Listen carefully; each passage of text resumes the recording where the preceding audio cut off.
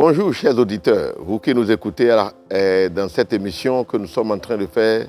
La Bible dit dans Jacques chapitre 4 au verset 7, « Soumettez-vous donc à Dieu et résistez au diable et il fuira. » Si toi qui m'écoutes, si Dieu ne t'a pas donné l'autorité pour résister au diable, il ne va pas te demander d'aller devant le diable pour lui résister. Cela veut dire qu'il a pris des dispositions pour que tu puisses lui résister.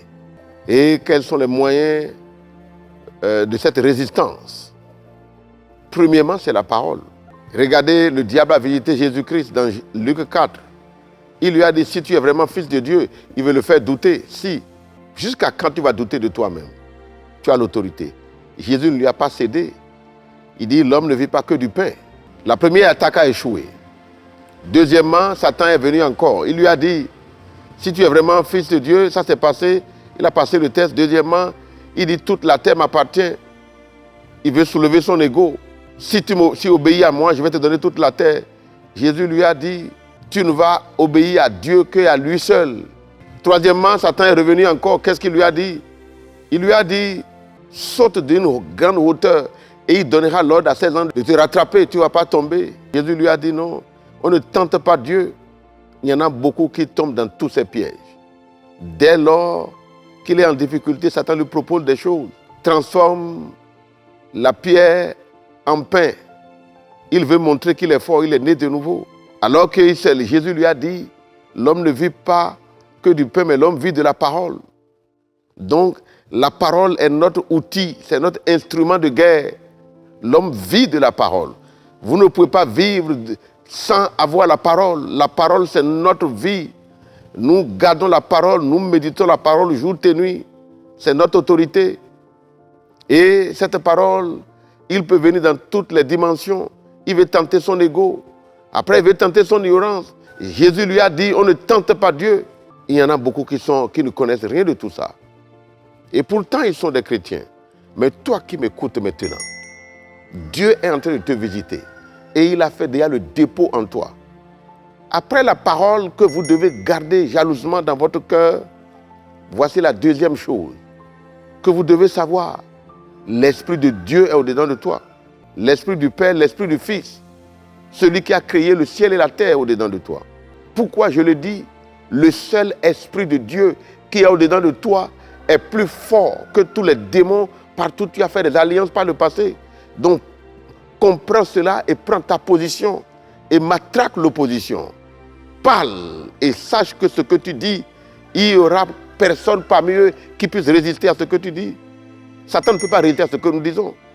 Car il est écrit, je vais vous donner une sagesse et une bouche à laquelle aucun de vos adversaires ne peut contredire ni résister. Est-ce que tu es dans cette dimension? Est-ce que tu crois qu'aucun de tes adversaires peut contredire? Pourquoi est-ce que tu t'apitoies de ta situation? Tout comme si le compte est déjà réglé. Non, rien n'est encore fait. Tu as du vent en pourpre. C'est toi qui es aux commandes des affaires. Comment? La parole et l'Esprit de Dieu. La plus grande puissance du monde que Dieu a déployée dans les liens de la mort pour ressusciter Jésus-Christ d'entre les morts et dedans de toi. Il suffit seulement de croire. Éphésiens chapitre 1, verset 19, il dit, envers nous qui croyons, l'infinie grandeur de sa puissance qui se manifeste avec efficacité par la vertu de sa force. Éphésiens 1, verset 18 à 19. Il a déployé dans les liens de la mort et Jésus est sorti. J'ordonne que tu sortes de la situation dans laquelle tu es maintenant. Amen. L'Esprit de Dieu est avec toi. Il est en toi. Il est autour de toi. Est-ce que tu crois à cette infinité de grandeur de puissance pour faire des exploits? C'est de ça qu'il s'agit. La parole et l'Esprit de Dieu. Et pour finir, le sang. Nous sommes emballés dans le sang de Jésus. L'Esprit de Dieu, par les anges célestes, il nous aspecte du sang tout le temps. Et c'est pour ça qu'il ne faut pas manquer Sion.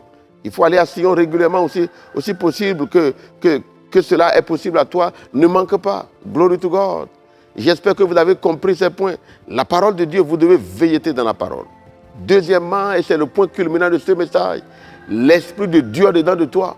Le démon qui te ronge là, tu l'as vu? Non. Mais est-ce que l'Esprit de Dieu, tu l'as vu? Non. Mais il est au-dedans de toi. Commence par vociférer ta victoire. Commence par dire ce que tu veux que Dieu fasse pour toi. Et l'Esprit de Dieu le fera pour toi. C'est ça le secret. C'est le principe de la résistance. Il faut l'engager. Amen. Ce n'est pas moi qui vais le faire pour toi. Ton pasteur ne le fera pas pour toi. C'est toi qui dois le faire. C'est ça la réalité. C'est ça la vérité. Soyez bénis abondamment. J'espère que vous avez appris quelque chose dans cette exhortation de courte durée. Soyez bénis abondamment. C'est au nom puissant de Jésus, j'ai prié pour vous. Que l'Esprit de Dieu vous amène à opérer dans cette dimension. Vous êtes capable. Il est en vous, il est autour de vous. Soyez bénis abondamment. Bye bye.